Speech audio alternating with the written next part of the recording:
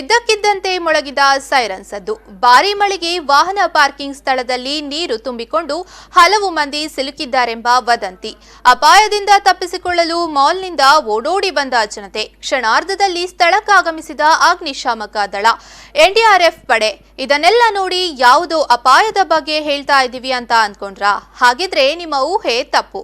ಇದು ಮಂಗಳೂರಿನ forum pizza ಮಾಲ್ನಲ್ಲಿ ಕಂಡುಬಂದ ಅಣುಕು ರಕ್ಷಣಾ ಕಾರ್ಯಾಚರಣೆ. ಹೌದು, ಮಂಗಳೂರಿನ ಫಾರಂ ಪಿಜ್ಜಾ ಮಾಲ್ನಲ್ಲಿ ಪ್ರವಾಹ, ಅಗ್ನಿ ಅವಘಡವಾದಾಗ, ಕಟ್ಟಡ ಕುಸಿತವಾದಾಗ, ಭಾರೀ ನೆರೆ ಸಂಭವಿಸಿದಾಗ ಜನ ಹೇಗೆ ವರ್ತಿಸಬೇಕು, ಕಾರ್ಯಾಚರಣೆ ಹೇಗಿರುತ್ತದೆ ಎಂಬ ಬಗ್ಗೆ ಮಾಹಿತಿ ನೀಡಲು ಅಗ್ನಿಶಾಮಕ ದಳ, ರಾಷ್ಟ್ರೀಯ ವಿಪತ್ತು ಕಾರ್ಯಾಚರಣೆ ತಂಡ, ಜಿಲ್ಲಾ ಆರೋಗ್ಯ ಇಲಾಖೆ, ಗೃಹ ರಕ್ಷಕ ದಳ, ಪೊಲೀಸ್ ಇಲಾಖೆಯ ವತಿಯಿಂದ ಅಣುಕು ರಕ್ಷಣಾ ಕಾರ್ಯಾಚರಣೆ ಆಯೋಜಿಸಲಾಗಿತ್ತು. ಅಪಾಯದಲ್ಲಿ ಸಿಲುಕಿಕೊಂಡವರನ್ನ ರಕ್ಷಣಾ ಪಡೆ ರಕ್ಷಿಸುವ ವಿವಿಧ ಮಾದರಿಗಳನ್ನು ಪ್ರದರ್ಶಿಸಲಾಯಿತು.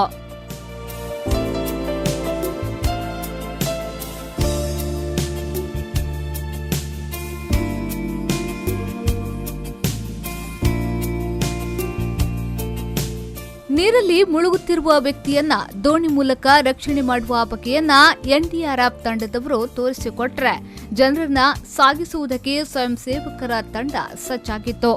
ಅಪಾಯದಲ್ಲಿರುವವರನ್ನ ಕೈಯಲ್ಲಿ ಹಿಡಿದುಕೊಂಡು ಬೆನ್ನಿಗೆ ಹಾಕಿಕೊಂಡು ಸ್ಟ್ರೆಚರ್ನಲ್ಲಿ ಮಲಗಿಸಿ ರಕ್ಷಣೆ ಮಾಡುವ ಪ್ರದರ್ಶನದ ಮೂಲಕ ಸಾರ್ವಜನಿಕರಿಗೆ ಮಾಹಿತಿ ನೀಡಲಾಯಿತು.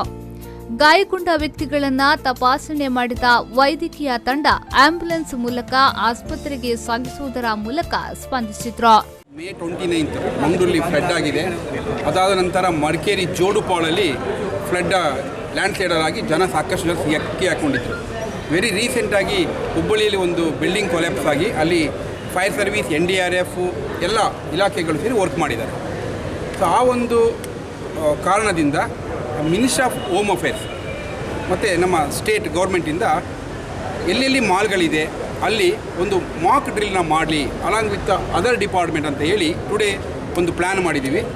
ಎಲ್ಲ ಇಲಾಖೆಗಳಂದರೆ fire service, NDRF, district administration, home guards ಮತ್ತು ಪೊಲೀಸ್, ಈ ಎಲ್ಲ ಡಿಪಾರ್ಟ್ಮೆಂಟು ಸೇರಿ ಹೆಲ್ತ್ ಡಿಪಾರ್ಟ್ಮೆಂಟ್ ಆಲ್ಸೋ ಮತ್ತು ಪೊಲೀಸು ಇದ್ದಾರೆ, ಎಲ್ಲ ಸೇರಿ ಒಂದು ಮಾಕ್ ಡ್ರಿಲ್ ಮಾಡಬೇಕು. ಕಟ್ಟಡಗಳು ಕುಸಿದು ವ್ಯಕ್ತಿಗಳು ಒಳಗೆ ಸಿಲುಕಿಕೊಂಡಾಗ ಶ್ವಾನದ ಮೂಲಕ ಪತ್ತೆ ಹಚ್ಚುವ, ಕ್ಯಾಮೆರಾದ ಮೂಲಕ ಪತ್ತೆ ಹಚ್ಚಲಾಗುತ್ತದೆ. ರಕ್ಷಣೆಯ ಸಂದರ್ಭ ಗೋಡೆಯನ್ನ ತ್ರಿಕೋನ ಮಾದರಿಯಲ್ಲಿ ತುಂಡು ಮಾಡಬೇಕು, ಇಲ್ಲವಾದಲ್ಲಿ ಗೋಡೆ ಜರಿದು ಬೀಳುವ ಸಾಧ್ಯತೆಗಳಿವೆ. ಕಾರ್ಯಾಚರಣೆಗೂ ಮುನ್ನ ವಿದ್ಯುತ್ ಸಂಪರ್ಕವನ್ನ ಸಂಪೂರ್ಣ ಸ್ಥಗಿತಗೊಳಿಸಬೇಕೆಂದು ರಕ್ಷಣಾ ತಂಡದ ಅಧಿಕಾರಿಗಳು ಅಣುಕು ಕಾರ್ಯಾಚರಣೆಯ ಮೂಲಕ ತೋರಿಸಿಕೊಟ್ರು. ಬೆಂಕಿ ಹಿಡಿದ ಸಿಲಿಂಡರ್ಗೆ ನಿರಂತರ ನೀರು ಹಾಕುವ ಮೂಲಕ ಸ್ಫೋಟದ ಸಾಧ್ಯತೆಯನ್ನ ತಪ್ಪಿಸಬಹುದು ಎಂದು ಅಗ್ನಿಶಾಮಕ ದಳದವರು ಮಾಹಿತಿ ನೀಡಿದ್ರು.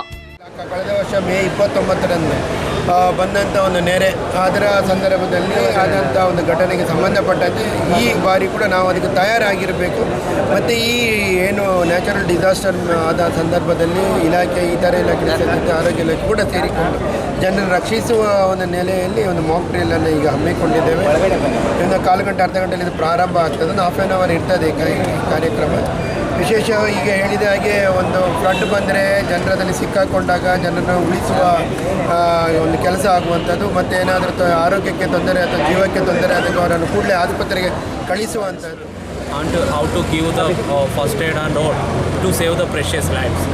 Actually, our stakeholders also participating like fire service, DDMA, district health department, police, traffic, and mainly the mall people. Okay, and we will show it within 15 minutes.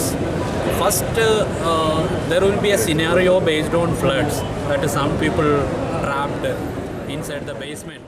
ಕಟ್ಟಡದ ಮೇಲೆ ಸಿಲುಕಿಕೊಂಡವರನ್ನ ಹಗ್ಗದ ಮೂಲಕ, ಏಣಿಯ ಬೃಹತ್ ವಾಹನದ ಮೂಲಕ ರಕ್ಷಿಸುವ, ಬೆಂಕಿಯಿಂದ ರಕ್ಷಿಸುವ ರೀತಿಯನ್ನ ಅಗ್ನಿಶಾಮಕ ದಳದ ತಂಡವು ತೋರಿಸಿಕೊಟ್ರು. ಈ ಅಣುಕು ಕಾರ್ಯಾಚರಣೆಯಲ್ಲಿ ಮುಖ್ಯ ಅಗ್ನಿಶಾಮಕ ದಳದ ಅಧಿಕಾರಿ ಟಿಎನ್ ಶಿವಶಂಕರ್, ಎನ್ಡಿಆರ್ಎಫ್ ಸುಬೀಶ್ ಕಿಎಸ್, ಜಿಲ್ಲಾ ಆರೋಗ್ಯ ಮತ್ತು ಕುಟುಂಬ ಕಲ್ಯಾಣಾಧಿಕಾರಿ ಡಾ ರಾಮಕೃಷ್ಣ ರಾವ್, ವಿಪತ್ತು ನಿರ್ವಹಣಾಧಿಕಾರಿ ವಿಜಯಕುಮಾರ್, ಗೃಹ ರಕ್ಷಕ ದಳದ ರಮೇಶ್ ಮತ್ತಿತರರು ಪಾಲ್ಗೊಂಡಿದ್ರು. ಒಟ್ಟಿನಲ್ಲಿ ಮಳೆಗಾಲದ ಪೂರ್ವಭಾವಿಯಾಗಿ ಜನರಿಗೆ ತುರ್ತು ಕಾರ್ಯಾಚರಣೆಯ ಬಗ್ಗೆ ಶಿಕ್ಷಣ ನೀಡಲು ಸರ್ಕಾರದ ಆದೇಶವಿದೆ. ಈ ಹಿನ್ನೆಲೆಯಲ್ಲಿ ರಕ್ಷಣಾ ತಂಡಗಳು ಕಾರ್ಯಾಚರಣೆ ಮಾಡುವ ರೀತಿಯನ್ನ ಪ್ರದರ್ಶಿಸಲಾಗಿದೆ. ಕಟ್ಟಡಗಳು ಕುಸಿದಾಗ, ಬೆಂಕಿ ಅವಘಡ ಸಂಭವಿಸಿದಾಗ, ನೆರೆ ಬಂದಾಗ ಅಪಾಯದಲ್ಲಿ ಸಿಲುಕಿಕೊಂಡವರು ಹೇಗೆ ವರ್ತಿಸಬೇಕು ಎನ್ನುವ ಮಾಹಿತಿ ಸಾರ್ವಜನಿಕರಿಗೆ ಕಾರ್ಯಾಚರಣೆಯ ಮೂಲಕ ತಿಳಿಯಪಡಿಸಲಾಗಿತ್ತು.